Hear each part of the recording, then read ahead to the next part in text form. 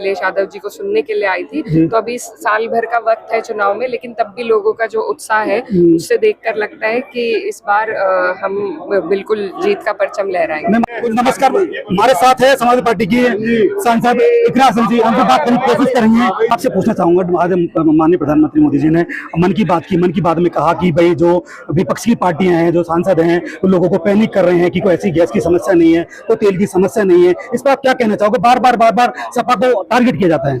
अगर पैनिक हम करा रहे हैं, अगर ऐसी कोई समस्या नहीं है, तो क्यों दाम बढ़ रहे हैं एलपीजी के? ये सवाल आप उनसे पूछिए। वो सिर्फ एक तरफा अपने टीवी से बैठ के मन की बात कर देते हैं, कभी जनता की मन की बात भी सुनते हैं वो। और सिर्फ अगर ऐसी कोई सिचुएशन नहीं है तो एलपीजी क्यों 22 से बढ़ाकर 40 दिनों में देने का वो कर दिया है? कमर्शियल बंद हो गए हैं। आप जाके, आप पत्रकार हैं, आप घूमिए जाकर, जो बिजनेसेस हैं वो बंद हो रहे हैं, खाने पीने के जो रेस्टोरेंट हैं वो बंद हो रहे हैं, सारे कमर्शियल यूज पे रोक लगा दिए।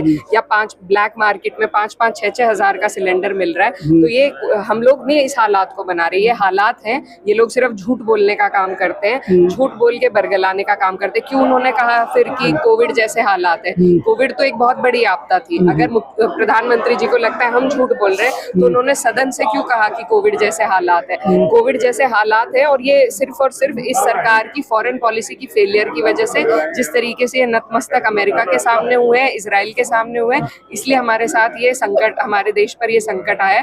उस वक्त उन्होंने हमारी मदद करी थी जब यूएन में बाकी सब लोगों ने कश्मीर के विषय पे पाकिस्तान का साथ दिया था, ईरान ने हमारा साथ दिया था।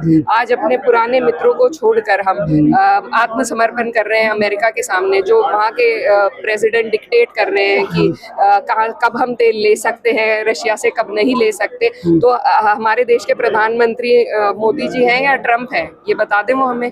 तो ऐसी ये बिल्कुल फेलियर है, इस सरकार की फॉरेन पॉलिसी का फेलियर है। और ये झूठ बोलते हैं जनता को, बरगलाते हैं जनता को कि हालात हम पैनिक क्रिएट कर रहे हैं। पैनिक असल में है उस समस्या का समाधान करने की बजाय ये फिर से वही झूठे बातें फैलाने का काम करते हैं। इनके बस का ये जो आपने बोला, गृह मंत्री साहब ने सवाल किया था कि आपने पैनिक की बात बोले, विपक्ष कर रहा है, वो बोले कि साइकिलिंग बढ़ गई है, साइकिलिंग 10 दिन की थी, अब साइकिलिंग 40 दिन की हो गई है, इसलिए थोड़ा पैनिक दिक्कत आ रही है। तो क्यों आ रही है? कोई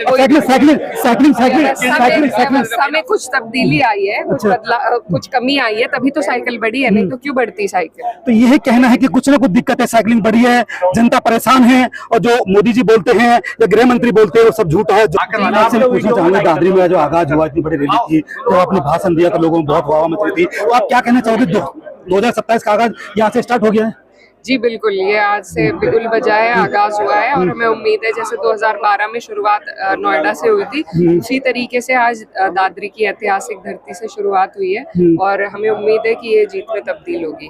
सारी जीत में तब्दील होगी ना? बिल्कुल होगी। ये जनता जो यहाँ पर आज आई थी अपने प्यार से, लगाव से, हमारी विचारधारा के साथ जुड़ने के लिए, अपने महबूब नेता अखिलेश यादव जी को सुनने के लिए आई थी। तो अभी साल भर का वक्त है चुनाव में, लेकिन तब भी लोगों का जो उत्साह है उससे देखकर लगता है कि इस बार हम बिल्कुल जीत का परचम लहराएंगे। मैं आपसे पूछना चाहूंगा, आज माननीय प्रधानमंत्री मोदी जी ने मन की बात में कहा कि भाई जो विपक्ष की पार्टियां हैं, जो सांसद हैं, वो लोगों को पैनिक कर रहे हैं कि कोई ऐसी गैस की समस्या नहीं है, कोई तेल की समस्या नहीं है। इस पर आप क्या कहना चाहोगे? बार बार सपा को टारगेट किया जाता है। अगर पैनिक हम करा रहे हैं, अगर ऐसी कोई समस्या नहीं है, तो क्यों दाम बढ़ रहे हैं एलपीजी के? ये सवाल आप उनसे पूछिए। वो सिर्फ एक तरफा अपने टीवी से बैठ के मन की बात कर देते हैं, कभी जनता की मन की बात भी सुनते हैं वो। और सिर्फ अगर ऐसी कोई सिचुएशन नहीं है तो एलपीजी क्यों 22 से बढ़ाकर 40 दिनों में देने का वो कर दिया है? कमर्शियल बंद हो गए हैं। आप जाके, आप पत्रकार हैं, आप घूमिए जाकर, जो बिजनेसेस हैं वो बंद हो रहे हैं, खाने पीने के जो रेस्टोरेंट हैं वो बंद हो रहे हैं, सारे कमर्शियल यूज पे रोक लगा दिए।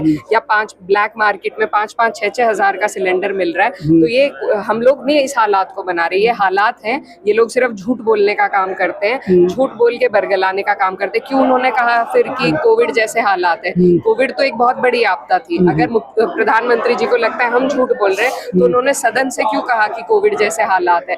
कोविड जैसे हालात है, और ये सिर्फ और सिर्फ इस सरकार की फॉरेन पॉलिसी की फेलियर की वजह से, जिस तरीके से ये नतमस्तक अमेरिका के सामने हुए हैं, इजराइल के सामने हुए हैं, इसलिए हमारे साथ ये संकट, हमारे देश पर ये संकट आया है। हमने अपने पुराने मित्र ईरान के साथ आज हम खड़े भी नहीं हो सकते। उनके शहीद लीडर के बारे में हमारे प्रधानमंत्री ने कुछ भी नहीं कहा, जिन्होंने हमेशा उस वक्त उन्होंने हमारी मदद करी थी जब यूएन में बाकी सब लोगों ने कश्मीर के विषय पे पाकिस्तान का साथ दिया था, ईरान ने हमारा साथ दिया था।